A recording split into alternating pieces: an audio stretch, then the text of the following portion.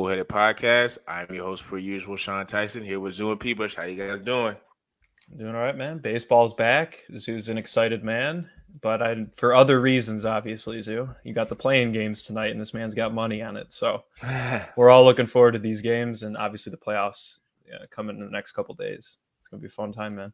Yeah, baseball has been ruining my FanDuel feeds, man. Too many boosted odds for MLB games. I have to filter that shit out, man. I got to scroll down a little more now. On my default page instead of my NBA, it's MLB now. I don't know what's up with that, but yeah, you baseball fans have fun, but I'm going to watch the real sport. NBA basketball time, baby. Play-in tournament time. Come on, Bulls.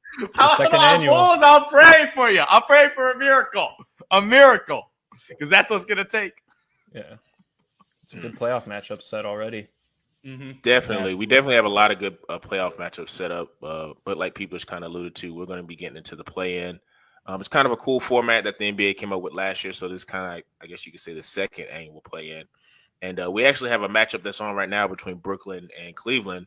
But we're going to ask the guys, their thoughts on the play-in. Who do they see advancing? And then we're kind of going to have a later discussion about playoff matchups in the future. So, people, I'm going to start with you.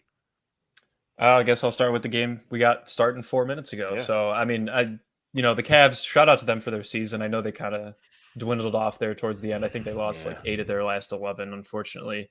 Dealt with some injuries here and there. The Jared Allen injury has clearly affected them a lot, especially on the defensive end. Zoo, I don't know. I think he's out for tonight with that fractured middle finger. As a rebounder, you kind of need all the fingers you can get. So if that's your one job, that is what you need.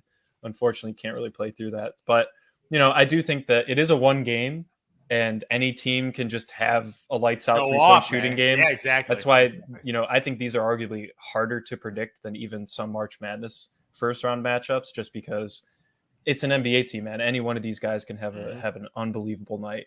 Not saying college kids can't, but, it is the NBA. So, I do think that the Nets, they took 3 out of 4 against the Cavs during the regular season. And that was really just with Kyrie and KD.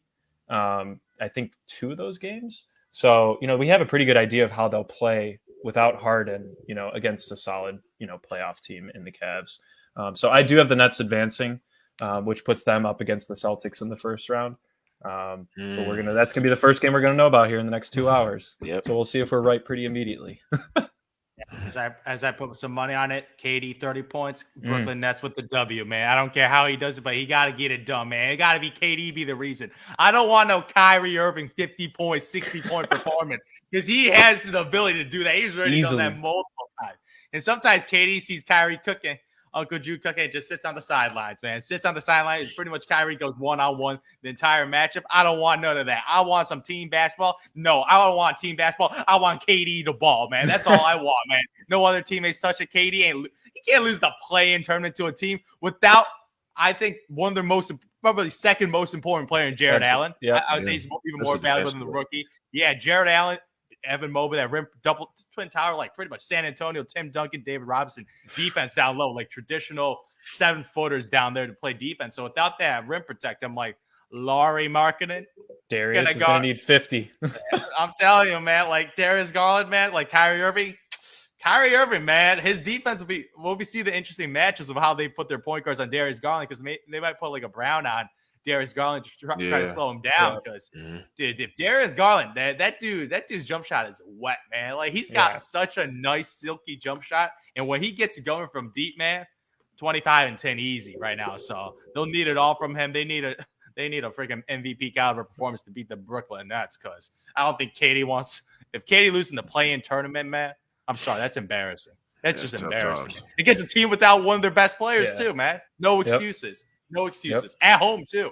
You're at home. They snuck by getting that home. I know we were talking about them. I think they were hovering around that 9-10 last week when we talked, and they somehow shot up to that 7 seed. They were praying for the Cavs to keep losing, and they did. But the Cavs, Zoo, to quote you, they need a virtuoso performance out of Darius Garland. But yeah, man. I mean, Sean, you got the Nets in this one, man? Yeah. I mean, I don't think 9.5, man. 9.5 point spread, man. There's no possible way, unless there's foul trouble or someone gets injured, that the Nets lose this game. I just, a lot of people talk about the Nets size, but I mean, with Jared Allen being gone and Evan Mobley is a up and coming big, I just think for this being his first playoff game, he's not gonna. I don't think Evan Mobley's gonna come in and get like 25 and 25. So Yeah. yeah, I think the Nets are gonna make this probably quick work. And only thing I could maybe see that could happen is if Darius, like you guys were talking about, gets hot and he makes it interesting for the first 3 quarters. But I don't think there's ever a situation where Cleveland could beat the Nets in this. And that's no shade to Cleveland. They've had a great year. Now, if they did have Jared Allen, I would say there's a chance, because one thing about the Nets, they don't Andre Drummond, fine, but they don't have anybody in the middle that can handle those Twin Towers. And not saying Jared Allen is Akeem Olajuwon, but he's not as stiff on offense. He can get putbacks and he can do alley-oops. Yep. So that would be 17 points, 16, nice, 17, man. All-star this year. All-star this year. So, yeah, I just don't see a scenario where to me, that's one of the less interesting playing games. The other two, though, or the other ones are, to me, very interesting. They're pick 'em and all the rest of them, to me. I agree. Absolutely. I'm looking at the one later tonight. I mean, you got Clippers, T-Wolves. I think, you could argue Hawks, Hornets could be a damn good game, but I think this Clippers, T-Wolves game is going to be awesome. We get to see probably a PG versus Anthony Edwards show. That's going to be and once again, man, this is a team, the Timberwolves, that they could get hot on one night, man. They call them the swaggy T-Wolves, man. Like, they got D'Lo, Cat, and Ant. That's not a bad trio. And their offense efficiency since the new year has been top 5, man. They've been so efficient offensively. Yep.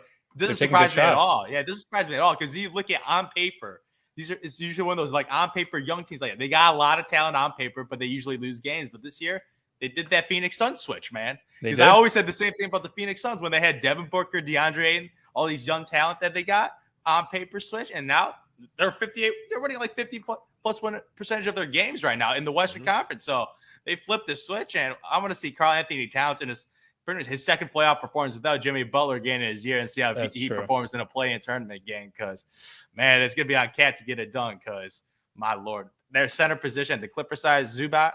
Come on now. He needs to take advantage. You got to cook his ass. Okay. You got to cook his ass, man. That is a matchup that you should absolutely dominate. So if Cat shows up, man, I think the Clippers, though, man, dude, the Clippers, it is a pick 'em, so man. well coached. Since the odds they're hot. Yeah, man. They're super high, and they've been super competitive all year, even without their best players. And now with PG back, man, they got nice supporting players. So I'm just like, man. They made the Western Conference Finals. Yeah, right? they did. With pretty much that team. Without Kawhi Leonard, man. So this is a team that does that. They have experience. And, if I look at the odds plus 130, man, I'll probably go with the Clippers, man. Yeah. I'm agreeing with you there. I'm picking the Clippers really just because of an experience thing. I don't think that there's a knock on the T-Wolves' inexperience, though, because they have shown that, I mean, for that young of a team to be able to adjust halfway through the year, especially on just efficiency, not just, we're starting to stay in games, but their efficiency just skyrocketed. That's when you know a team's kind of taking the next step, because they're playing it, the offense is flowing well. But I think this Clippers team, man, they stay in every single game. Mm-hmm. And I think in one game, they come back, man. They have come back in a lot of games. So even if the Timberwolves goes... Sorry, I had to shout that out. No, DeMar DeRozan's 50. It took a 50 piece to come back. Yeah, it did. A 50 piece. But PG, he could be the best player on the floor tonight if Cat has an off game. That's what I think. And I'm going to take the best player on the floor. But I do think Cat has easily the best best matchup to take advantage of any team or any player on the floor on both sides of the court. Yeah. I feel like this might be an Anthony Edwards coming out party right here, man. First playoff opportunity. This dude was 1 3-pointer drive from a 50 piece, man, his second year, man. And he was jacking up threes trying to get that 50, man, but he couldn't get that. But, man, oh, man, Anthony Edwards, man, the 6'4" guy, 220, first, I guess, playing experience now. Man, if he shows up, man, he could make this guy's a potential future superstar, man. Yeah, he's got it all, man. Athletically talented. Plus, there's no pressure, I feel like, on Anthony Edwards. It's his second year. Like, he can just go out there and go do whatever. And it's like nobody's going to be like, Anthony Edwards didn't get it done. I think I'm more with wanting to pick Minnesota just because of the future matchup of what it could be between Memphis. Because I've been on the Memphis train, but I think that's a really interesting first-round matchup. Two young teams. You got two guys with Ja Morant is who he is. We all know that. Memphis's team is pretty deep considering how they did without Ja. But just in terms of when you talk about best players on the court, like I'm going to pick Ja, but then the next two players I'm going to pick is Karl Anthony Towns and Anthony Edwards. So, just in terms of best players on the court, and then D'Lo, he would probably be maybe the fourth or fifth. I may pick somebody else from Memphis, but he could be that fourth option. Like, you're going to have 3 out of the best 4 players on the court.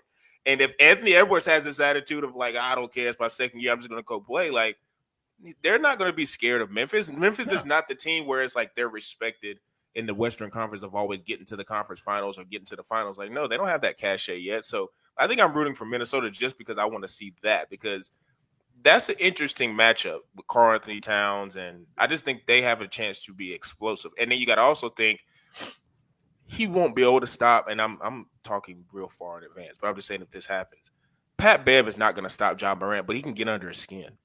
He's going to piss him off. And if that makes Ja do something out of character, Ja gonna eat his ass up, man. I don't know. Well, nobody say he's gonna stop him, but you know how Pat Bev can't stop anybody really. But he gets you make it hard for him. Morant mentally is built different, man. That dude, I just feel like that dude's swagger, man. I don't bet against Ja's mentality, man. His intangibles, man. Oh my lord, his intangibles are incredible. Incredible for such a definitely a leader from Memphis. I'll take either one of this game, though. I think a rising Clippers team with PG coming back would be fun to watch play the Grizzlies, because we got some hella great series back in the day between the Grizzlies and Clippers with those Zebo and Chris Paul teams, respectively. But I do think the Wolves could give the more exciting run for their money, I guess. They're just more showboaty than the Clippers are. You know, they're high flying. They like to shoot threes, jack up threes. I don't know. I think either matchup will be good. I think the Clippers are going to come out, but I would not be angry to see the Timberwolves in the actual playoffs this year. Yeah, I would definitely rather see the Timberwolves, because the Clippers, they're without Kawhi Leonard, so you ain't going to do anything. But I don't think he's coming back. Oh, this is the finals. Kawhi's a the finals. Kawhi's a Band-Aid. He ain't coming back, man. Let the little Timberwolves pups in. Let them free, man. Let them get some playoff experience. For real. I think going on to the next, matchup would be Hornets and Hawks. This definitely has the chance to be a super high scoring game. That's the over. The guard play might be crazy. That's another pick 'em. I think I'm gonna lean more towards the Hawks just because they've been there.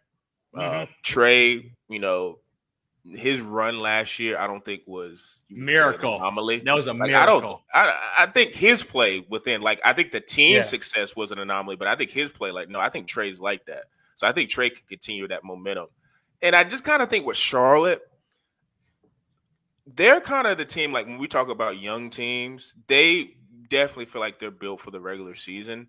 I just don't know, I guess if it's a tight game, who do I trust more? I don't know who. LaMelo's a tremendous player, but in a tight game, I don't who are they going? Yeah, he ain't no closer. Yeah, he ain't no closer. Who is it? Miles Bridges. Hayward. I guess you say Terry Rozier might be the guy. I don't know. He was doing some big shots in his career with Boston, but it's just that's why Charlotte kind of makes me a little I don't know. And I think they're without one of their most important veteran players, Gordon Hayward. He's going to miss the play-in tournament. Yeah, he's missing the play-in tournament. So they're not. Yeah, that's who they would give it to, probably. Exactly. To be honest. Exactly, man. Gordon They'd Hayward. probably give it to Gordon if it was at the game and you needed a bucket. Yeah, I'd probably give it to Gordon Hayward on that team, and they don't have him. Exactly. So they're without their best veteran player. LaMelo Ball too young. All their other players, Bridges, too young to get it done against this Atlanta Hawks team that was battle tested last year. They got in a lot of experience, beating the 76ers. I still don't know how that happened. That was a miracle. Only Doc Rivers could make miracles happen for the other team, man. So if you're playing against Doc Rivers, 3-1, baby. Come back, baby. Let's make some more history, man. Let's go OG Anunoby, baby. Let's get it done. But man, oh man, dude, I'm just this Charlotte team, man, they're a cute team. They made the play-in tournament, man. Good for you. But you're not fully healthy. And LaMelo Ball still a year away from being that perennial all-star type of dude. So I'm going the Ice Trey, man. This guy put up a historic season, man. He led the league in total points and total assists, man. Ridiculous. Total point. He did that in college, and he did it now in the NBA. Yep. Total points, total assists, showing his durability and his production and an elite level transition ability. Yeah, from one level to the other. It was easy for him. Trey Young, Ice Trey, man, all NBA caliber player, man. He needs to be on all NBA. It would be a travesty if he doesn't make an all NBA team, but I feel like the voters would get it. I'm sure they listened to our podcast last week. Don't worry. Took all of our advice. Yeah, exactly. Yeah, I mean, I personally have the Hawks rolling through. I think besides the Nets, they're obviously the strongest team in the play-in on the East side. I just think if you're looking at a one-on-one player, I'm always going to take in a game like this with inexperience showing. I'm always going to take who has the better player overall, and it's just the Hawks, man. So I believe in Trey and his ability more than LaMelo to actually get his teammates involved and in a rhythm. I think that's the difference between LaMelo at his point in his career right now and where Trey's at. Because Trey just has everything kind of in front of him and he sees it much easier. So yeah, he's an offensive savant, man. Oh yeah, like his pick and roll game, like he's up there with Matt. Yeah, his pick and roll game, he's like making Capella, man. I watched that, I'm just like, God, how is Capella so unstoppable, man? Because like his way of throwing lobs is just his ability to control pick and rolls and manipulating the refs. Like Trey Young is just a basketball offensive savant. So, man. Let's move it on. Let's move it on, Ice Trey, man. Try to make the playoffs, man. Yeah, exactly. Yeah. This next one, though, this is the one playing I probably would sleep. I don't care for either team. And I think if either team like somehow were to win 2 games or whatever, because this is the 9-10, right? Like if they were to win 2 games, I would hate it because then whoever they face in the playoffs is sweep season. Like I just would rather not see both of these. Oh, the Suns would eat them so easily. Yeah. It's not even funny. Like I just don't even want to. Maybe not Zion, but everybody else on the team. Yeah. I think if I just had to pick a team, I would say the Pelicans just because Brandon Ingram has the only chance to maybe explode in a one-game scenario. So I would pick him. Honestly, if you asking me, like personally, I don't think the Spurs should have tried to make the play-in. Because I think I don't think they were, man. I thought they were trying to tank. The Lakers tried harder. Lakers were No, the thing with the Lakers are trying. And That's then they still couldn't beat a team that was tanking. That is so embarrassing. So embarrassing. I just don't understand like the whole aspect, I guess, of the Spurs and what they're trying to do. So no man's land. Yeah, they're in that weird area of where the Bulls were for years, man. Yeah, that's the worst place to be when you're in the NBA. You either want to be god awful or you want to be in playoff contention. And like you say with top the play-in, yeah, you kind of, you have faith in some playing teams like Charlotte, for example. Like, even though they're in the play-in and they may lose, like you're still more optimistic about their future because, I guess LaMelo is a star, so you're going to be able to build around him. But the Spurs is kind of like they got a lot of guys that are just like DeJounte Murray is DeJounte's really good, man. He's a beast. He's really good. He's really good. But it's like the other guys they got are just like, and they're young too because they got a couple guys I guess has got to grow, but. Pelicans I feel like they'd be more interesting if Zion was there, but he's not. So that makes this game like, ugh. McCollum can make. I'm taking the Pelicans. I'm taking the Pelicans too. Like if you just look at the talent on paper, like CJ McCollum has elevated that team to actually watchable, and Brandon Ingram, like those two star power, both those guys can easily drop 25. Like we saw CJ cook it up in the playoffs because he's a true skilled guy. His pull up game, mid range game, he's a super skillful guy. So I feel like CJ will be able to accelerate in this matchup against San Antonio. Because if you look at the San Antonio Spurs, man, who could create their shot, man? Maybe Deontay. A little mid-range, but that's pretty much it. Like the rest of the roster, man, mediocre. I'm surprised Popovich hasn't retired yet, man. There was just more teams that were worse. That's the best way to put it. Yeah, the rest of the West were legitimately tanking, and the Lakers. That were the teams below them, man. That were the teams below them. Yeah, I mean, I have Pelicans coming through. I do think McCollum. I think he could make the game exciting. I'd actually be more interested if the Pelicans do win to watch them play the loser of the Clippers T-Wolves. I think that would actually be a decent game just to see McCollum actually play either one of those teams who has definitely way more talent. So I'd like to see the Pelicans move on. And who knows, maybe Zion would be healthy to play the second one. Who knows? If the Clippers were to lose that game against the T-Wolves, and then it would be the Clippers, I guess, would play whoever lost the Pelicans or the Spurs, and then if the Clippers won that and became the 8th seed, the Suns would mop the floor, I think. But didn't that series go 6 games last year against the Clippers without Kawhi? Yeah. I don't know. It could get interesting. I think this Suns team is way better than last year's team. They people keep saying that. Why? 64 wins. The regular season don't matter. I'm talking about in the playoff. Like, what makes them better than what they were? Just another year of working together. Yeah, just more chemistry, and I feel like the young players have gotten better. Like Mikal Bridges, he's a defensive player of the year candidate. Never missed a game. Exactly. Oh, that's actually For real, freaking for like wild. 4 years, I think too. Yeah, he's skinny wild. too, man. He's not like physically like Yeah. built. It's like a skinny Spindly dude. or whatever. But all the young players getting better, man.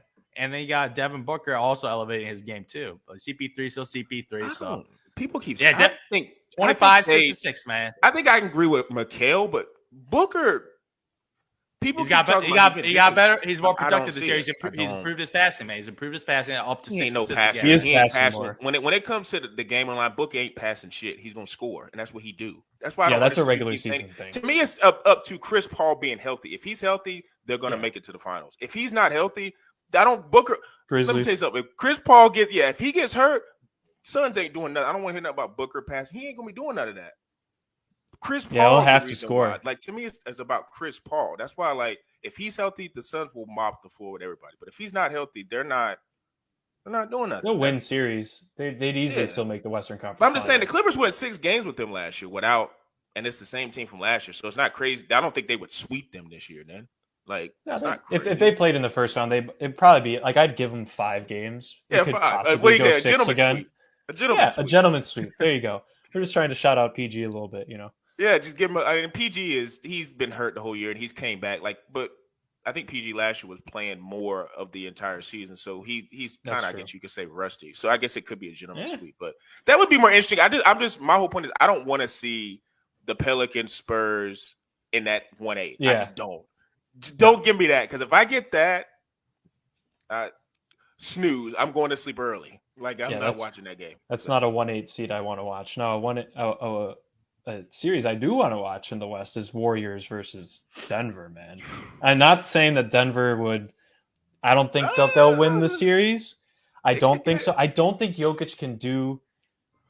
Look, we all know what he can do, right? We all know that. But can he do it and carry a team across 7 games by himself in a playoff environment? No. I don't see it.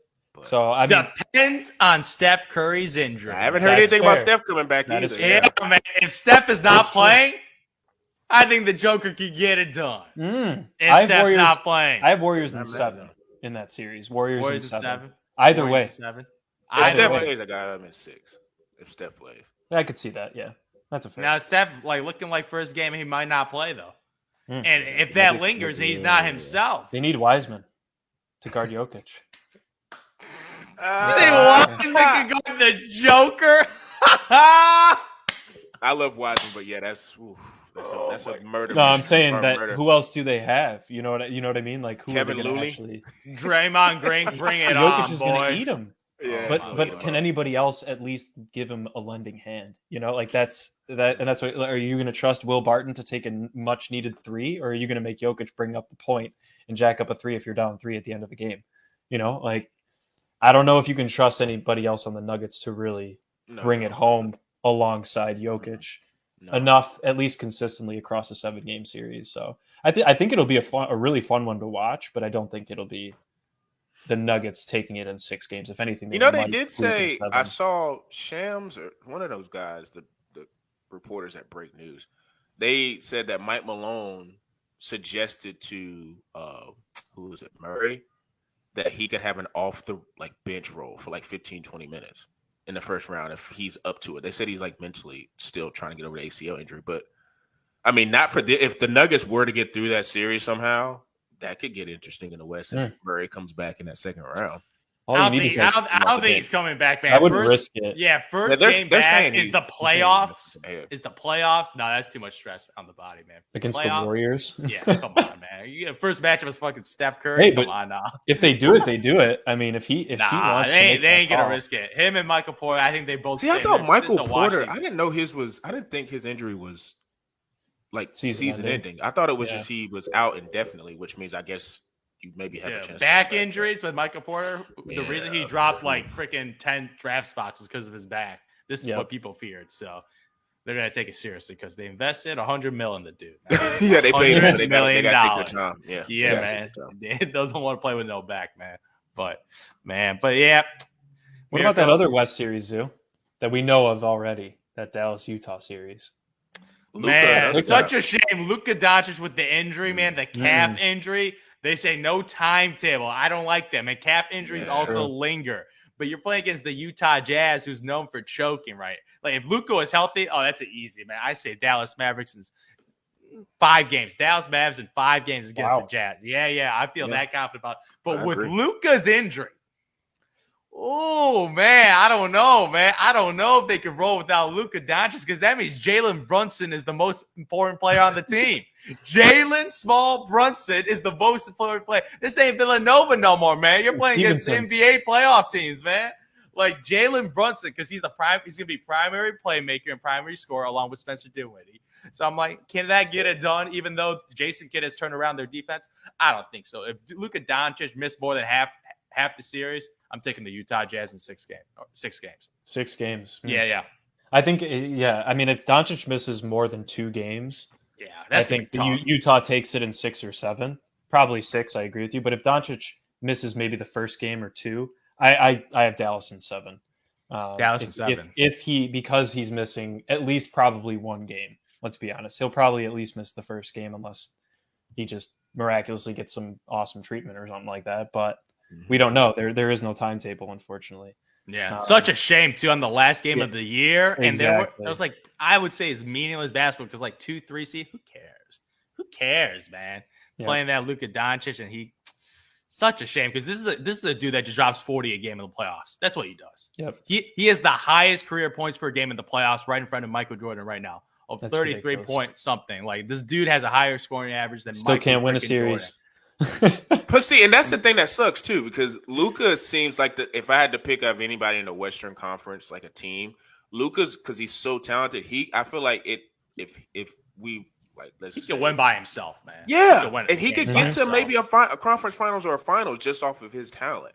Like that's what's the kind of just the really unfortunate part, because if he's compromised at all, I don't know. Man, I just don't like that. I don't like that. Such a shame too. Yeah. Such a shame too, man. Because when I watch Luka play, man, it's beautiful. We're watching a legend. Like we get to witness an entire career of a future legend right now. Because when he plays, my God, this dude put up some of the most ridiculous playoff games I've ever seen in my entire life against an elite Clippers team with Kawhi Leonard and Paul George. And now you get to play Utah Jazz.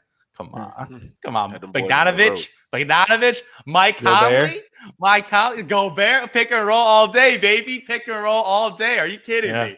I'm telling you, man. Dude, it could kind of be a boring. It could kind of be a boring series, though. I think just if Doncic doesn't play the majority of it. Boring ass series to watch. About Doncic, man. They ain't down. Unwatchable. Unwatchable, man. It took the words right out of my mouth, man. Yeah, exactly. Man.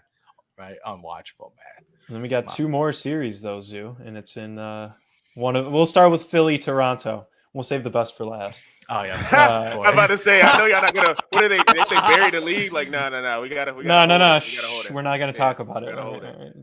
Man. Philly, Toronto. Man, this series is very, very interesting. I agree. First of all, the home field advantage. Batiste Thibault not fully vaccinated, so he can't go to Canada. That's huge. They're one of their best perimeter defenders against a Raptors team who's surprisingly balanced the scoring. You got Van Fleet dropping 20 plus a game. You got Pascal Siakam, who potentially can make All NBA this year, like All NBA third team. So you got an All NBA guy. You got an All Star in Van Fleet. You got OG Anunoby. Shout outs to IU. 17 points a game. Elite defender. Elite lane. This dude was a steal in the draft. Like Toronto, Masai Ujiri, and that scouting team over there in Toronto, man. These guys just hit on picks. And they hit on another with Scotty Barnes out of FSU, man. Like what this guy does on a daily basis is what I want Patrick Williams doing. I always say that. He showed a little bit. He showed a little, man. I'm like 35 piece. I'm like, games. Okay, that's okay. That's a little cute. Let's do that in the playoffs against Giannis Antetokounmpo. Let's show up, man. I want to see that potential. But you got 4 dudes right now, and their defense, man. The length. The only non-length guy on the team is freaking Van Fleet, and everyone else is like 6'7", 6'8", or longer. Yeah, so I'm just like, man, this team against Doc Rivers, where miracles is possible. Coaching mismatch. Dude, Nick Nurse better head coach than Doc Rivers, man. I think he's a better head coach. The home field advantage. Like Joel Embiid also said on the JJ Redick podcast that the Toronto Raptors gives him the most difficulties that he's played against because of the length, because of the double teams. They always switch it up on defense. So pretty much Joel Embiid admits that the Nick Nurse and their defensive system bothers Joel Embiid, their best player. James Harden against all that length, and after his little hammy injury, man, not looking the same, man. After cooking for 5 straight games on his new team, man, he's not looking the same with the hammy, man. He's not looking the same, and they need James Harden averaging 27 a game in this playoff series and 9 assists. Exactly. They need MVP Harden, the guy that they traded for, giving up all their assets for him. So unless Joel Embiid, they should have traded Matisse, man. If they knew he wasn't going to be able to travel, they should have kept him over or kept Curry over him, man. Oh no, dude, I think the what's it called? I'm just kidding. Yeah, shoot. And Matisse, dude, funny. Matisse Thybulle, great defensive player on offense. Absolutely atrocious. Yeah, he hasn't developed. Give me signs of Andre Roberson. Absolute liability. That's a bad comparison. Yeah, I still remember that brother shooting 30% from the free throw line, man. Ugly shot, man. Ugly shot. So offensively, Matisse is a negative. Obviously, defensive positive, but man, oh man, this series will be interesting. I'm going 7 games, man. 7-game series. And you're giving it 2? Can't believe I'm picking a Doc Rivers team, man. It's shameful. I'm picking the Philadelphia 76ers to get it done, man. Joel Embiid, man. I feel like Embiid's season, this dude averaging the highest points per minute this year. Yep. Over Michael Jordan. That doesn't surprise me. That is ridiculous. So you got Joel Embiid being freaking putting up Shaq/Michael Jordan numbers. He ain't losing the first round, man. That would be shameful. That would be shameful. It will remind me a little of the Dirk Nowitzki season where he won MVP the Warriors and lost in the first round. Exactly. Something like that. So I don't want that on Joel. That was a 1 versus 8 seed, Zoo. Yeah, that was embarrassing. That was just the Dirk didn't even won the MVP after that, man. He felt shame of getting the MVP of that season.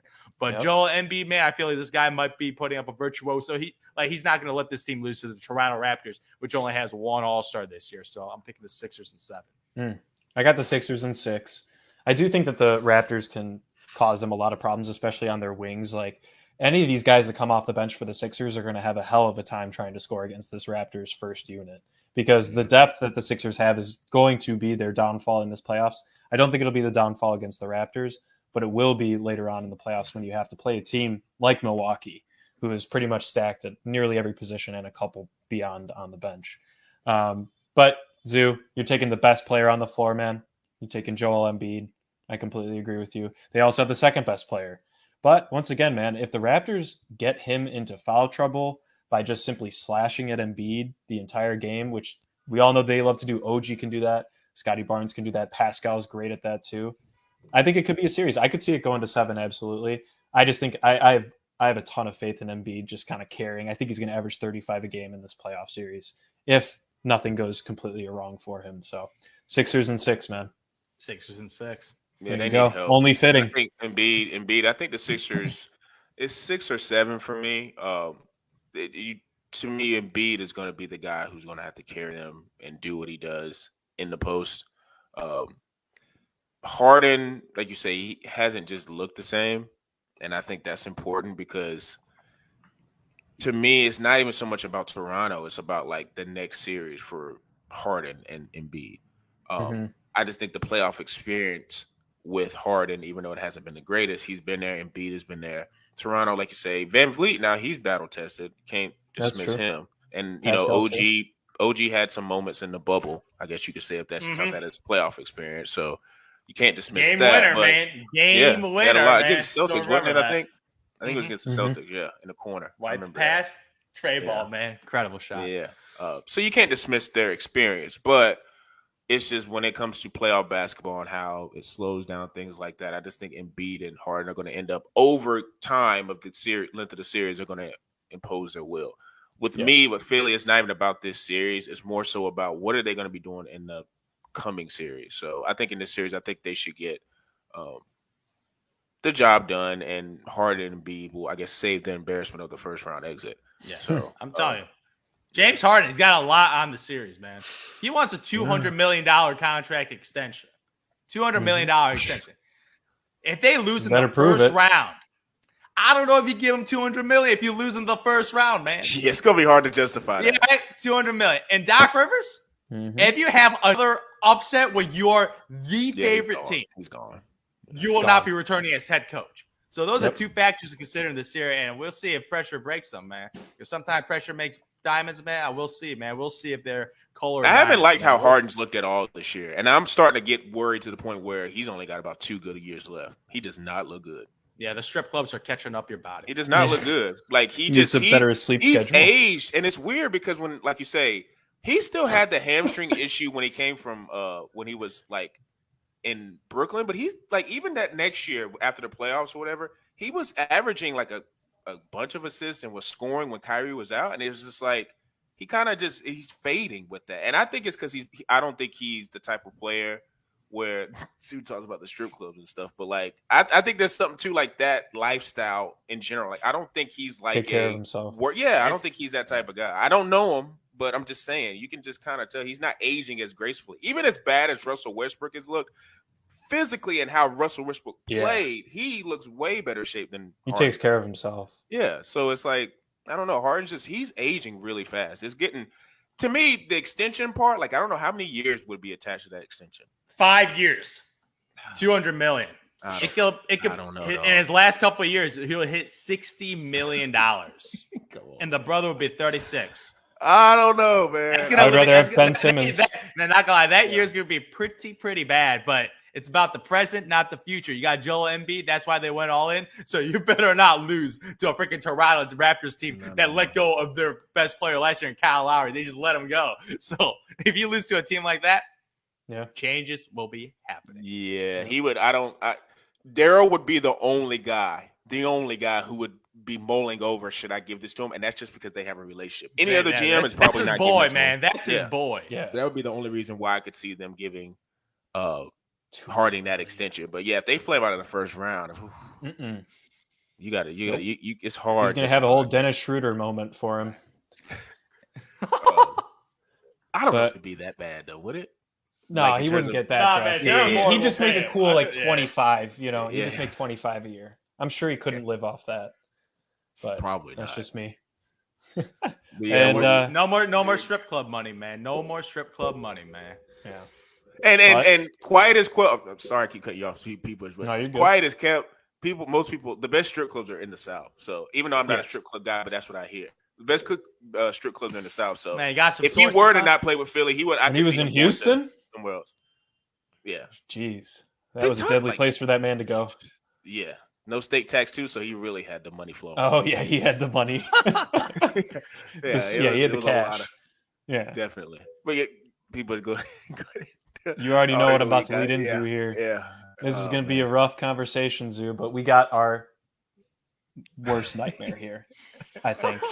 We were hoping for the Sixers. Matchup. We were hoping for the Raptors. Hell, man, I would have even played the Celtics. We didn't want the Heat. The Heat have owned us. But we get our juggernaut. We get Milwaukee. And Patrick Williams, I will say, the last couple of games has given me a little bit of hope in just his ability to affect the game in any way possible. Do I think that'll make a difference against Giannis? No. But I think that if the fact that they aren't getting Lonzo back is just demoralizing for that team. I think a lot of I'm sure the team, if they weren't looped in on all those conversations, was probably hoping and waiting for, the team doctors to clear him towards the end of the season, and it never happened. They just kept pushing it back and pushing it back. If the Bulls are going to even make this a series, I do have the Bucks winning in 5, another gentleman's sweep. I had to give them one game. I do think DeMar will just have a 40-something point game, one of those. Explosion. Yeah. But if they really want to make it a series, and if they want to make it 6 or 7 games, Levine and DeRozan are both going to need to average 30, and Patrick Williams is going to have to contain Giannis in some way, shape, or form and just get him into foul trouble or something. That's the only way the Bulls have a chance to even make it competitive. But I don't foresee that happening. So, unfortunately, Zoo, I think we got to profit off our team's loss here and make a bet on the Milwaukee Bucks to win the series. A little reverse psychology. Yeah, exactly. I'll take the loss if it means the Bulls can end up winning in the end. Yeah, man. Dude, when I saw this series happening, I'm like, oh my Lord. This is a team that I've watched every single one of their matchups, and it just looks like the Bucks are a different tier, man. I got the Bulls losing 4-0, man. They're gonna get swept out of the ocean, realist. Man. Yeah, man. I'm looking at this matchup, and first of all, the Bulls just don't beat good teams. That's just a fact this year. They're absolutely atrocious. And you're playing against a Milwaukee Bucks team that I think is the best team in the conference again this year, regardless of Me record. too. Giannis is at MVP level, and I think he's even better at his years that he has won MVP. Yep. He's improved his free throw shooting to at least 70%, which is respectable. His three-point shot doesn't look like a NBA 2K glitch when he has a little pitch up there. So, like, the dude improved his shooting. The dude won a championship. He got better. There's more fluidity to get more chemistry. The team is pretty much fully loaded again. Brook Lopez is back from injury. Their defense is going to get shaped up again in the playoffs. I'm like, they're peaking at the right time. And I watched that matchup. Like, Giannis, like, nobody going to slow down Giannis Antetokounmpo, man. No. Like, the Bulls' power forward is a 6'7" guy in Patrick Williams, who's the most passive dude in the world, man. Like, this dude, if he had a little bite in him, man, a little dog in Patrick Williams, I feel like this guy could be averaging 14, 15 points a game, man. Put up a little Scotty Barnes number, but the dude is super passive. He sees like the three All-Stars. I'm putting an asterisk on Vucevic because this year he was definitely not an All-Star caliber player. So they got three guys that are high volume guys, lots of shot, lots of attempts. So Patrick Williams trying to be the good old teammate. Screw that. Vucevic, nah, man. Vucevic ain't no third option no more, man. He tries to jack up his open threes, little scrubby dubby, man. I'm sorry, Vucevic, man. I'm telling you right now, Vucevic is going to get destroyed by Brook Lopez. I agree. I was literally just going to say that. I'm telling you, Brook Lopez, they're going to try and take each other out to the three-point line. Strong guy. Like, this guy's going to be jacking up three. There's a reason his nickname is Splash Mountain. Vooch doesn't want to go up there and guard him. He's Crash Mountain. Dude, yeah. My Lord, Vucevic, man. I'm telling you, this dude is going to have a rough series. Like, DeMar DeRozan, Zach LaVine, Drew Holiday is going to be guarded one of them. And Drew Holiday is probably one of the top 5 perimeter defenders in the NBA. Whoever top he guards. Yeah, he's going to annoy the crap out of him. So they're probably they might put Drew Holiday on DeMar DeRozan because DeMar DeRozan is the Bulls' best player. 28 points a game this year. Going to be on an all-NBA team and deserves it, man. 28, 5-5. DeMar DeRozan is going to need a 40-piece, like you said. Like, if the Bulls get a win, DeMar DeRozan will have 40-plus points. Exactly. That's what's going to take. Or LaVine. It's going to take a Michael Jordan performance to get a win against this Bucks team, which completely dominated this Bulls roster, man. And I don't know, Cruz, I don't know. We'll see. Hopefully there's a reset because the way the Bulls finish hurts my eyes, man. It did. They plummeted, man. I watched that Hornets game. Absolutely. I turned it off. Man. You know, LaMelo did that though because Lonzo was on the other side. He kind of turned it out. Man. And he knew Lonzo couldn't do it. He dropped 20 points in a quarter, man, and the game was over. Like they shot like 80% from the field in the first quarter. The Bulls' defense has been atrocious. I don't know if the Bulls have any adjustments. Alex Caruso has regressed. His injury is probably affecting him right now. We're without Lonzo Ball, the Bulls' best 3-and-D type player, who I feel like can make a difference in the playoffs because of his ability to shoot the three. Like as a catch and shoot guy, exactly. When Bulls see a double team happening, they play hot potato. They don't know how to pass. It makes me so. I'm like, God, they pass and no one's open. When a double team happens, you can get a guy open. But when that happens to the Bulls, man, they just get nothing, man. They get a Vucevic brick, man. That's what happens every single time. So Milo, Billy Donovan, step up your coaching, man. I don't want to see no mediocrity. Bulls, they have to be at least competitive this year. I'll take a competitive series where I see development from the young guys. Ayo Dosunmu, Patrick Williams, they got to develop, and in the playoffs, you develop faster. So, I want the series to go as long as possible to help the young guys develop, and especially my boy Zach LaVine, first playoff appearance, help his confidence, man. Got some Olympic experience, now he gets some playoff experience. Hopefully, he shows up and not shrinking the pressure against a really, really good team because he's going to have to guard Chris Middleton, and Chris Middleton, the playoffs has been pretty money as a second option. Depends where he is on the cycle for him, but yes, he's either underrated or he has a botch game and then he just kind of goes in a circle. Chris Middleton, but yeah, I mean Budenholzer. I think that this entire Bucks team is just playing so much easier now because they just got the weight lifted off their shoulders winning that championship last year. Budenholzer, if they didn't win that championship last year, he was probably gone. Yeah, he was probably gone. I know we were talking about that about a year ago, so not even for him, but I don't think it would have ruined Giannis's legacy at all because he had already won multiple MVPs, but. Some of those other guys might have moved on from that Bucks team, or pieces would have been moved around if they hadn't won last year. But they had the ability to pull it off. They got the chemistry to come back for a whole nother year with really no changes, except for DiVincenzo, I think might have been the only loss. Traded away. Yeah, and Brook Lopez, I think that's going to be the matchup difference. Giannis has his own monster, but I think Brook Lopez and Drew Holiday are going to be the two key players because we know what Chris and Giannis can do. It's going to be what those other two can bring into the fold. Yes, I probably got Bucks in 5. Thank you. Nice. I do think though, and this is nothing about the series, but I do think if Boston would have ended up being a 3, that would have been way more interesting because with Boston, that's 2 scores that you have to worry about. And if, say, Levine and DeRozan do what they're supposed to do, then that makes Patrick Williams more of an X factor because I don't know who Boston's third option would be. And you don't have to worry about the inside. He's a defensive guy. I'm taking Patrick over him. But, like, inside, Robert Williams wasn't playing. That's true. So then you don't have to worry about the big like you have to do with Giannis. I think that matchup could have been, not saying I would pick Chicago, but that would have been an interesting. Oh, yeah. I would have given the Bulls a game or maybe 2 games against the Celtics. I would have said Celtics in 6. Yeah, Celtics in 6. But it would have been way more interesting because with that Robert Williams injury, that kind of levels it off because then it's like Vooch, even though he hasn't been the greatest this year, like he wouldn't have to go against Robert Williams. So that, and like you say, if you just offset, and if Lonzo would have been healthy, I definitely probably would have picked the Bulls because then that's 3 legitimate options. And then you have Patrick Williams coming back. That would have been, that's why I always said this year, if Lonzo would have came back healthy, I think the Celtics, even though the Bulls never beat anybody good, I just think those 3 options in the playoffs, you got 2 versus, like the Celtics are very much, the difference is they're kind of like the Nets, but a better defensive team. Because their 2 main guys are Tatum and Brown. You have Smart and Al Horford, they're ancillary players, but their 2 main guys are Tatum and Brown. To me, they just play way better defense. That's why they've risen in the rankings. But I just think if you, in the NBA, better offense is always going to beat better defense, even though you need defense to win the playoffs. If you got guys that can score, and like you say, Lonzo's no slouch on defense, and then Levine and DeRozan are to be desired. But then if you had Lonzo and Patrick Williams switching with Tatum and Brown, it just would have been so many more better combinations in that series if Lonzo was healthy and the Celtics were playing the Bulls. But you're playing the Bucks, and it's 5. Yeah, so it's over. I'm not even going to watch any of it. I'm just kidding. No, I'll watch the games, but yeah, I think it's going to be a tough year. So, unfortunate for how well they started, and especially how they played pretty much through the All-Star break. Lonzo really killed. That's the key. The Lonzo injury really killed. Man, he's also. I love Lonzo Ball. He's a Band-Aid. Injured, I swear to God, he's injured every year, and it's always the lower leg.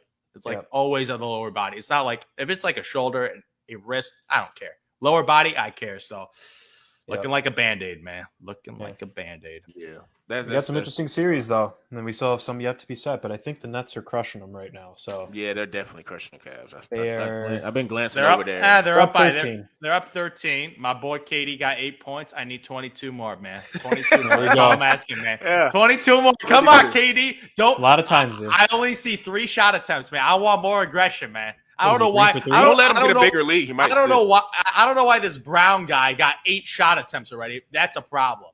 That's a problem. Yeah, it is a problem. But that's probably because they're beating the heck out of him. Yeah, probably. Yeah, he double Timmy his ass like Brown. Come on now. Yeah, 8 attempts. So we're definitely going to be talking not strictly, but a majority of NBA playoffs coming up. Like I say, the play-in tournament's a really cool idea. Shout out to Adam Silver. Got a lot of cool games coming up. By this time next week, it'd be set in stone for the most part. Yeah, I think we actually might be into the first and second games. First and second games, yeah. Yep. Yeah. So we'll be discussing those and seeing how that goes. And I just said we're going to be talking strictly playoffs, but I mean the NFL draft is right around the corner, so we kind of got to start looking into.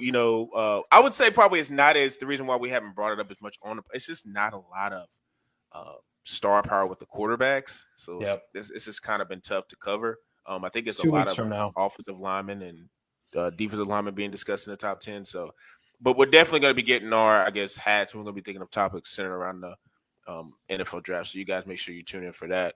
Make sure you follow us on bullheaded_pod on IG, Twitter, Whole 9, TikTok, bullheaded_864. Make sure you subscribe to all of our streaming options with Spotify, Apple, Google Podcasts, the Whole 9. And for me, Zoo, and P. Bush, we're out.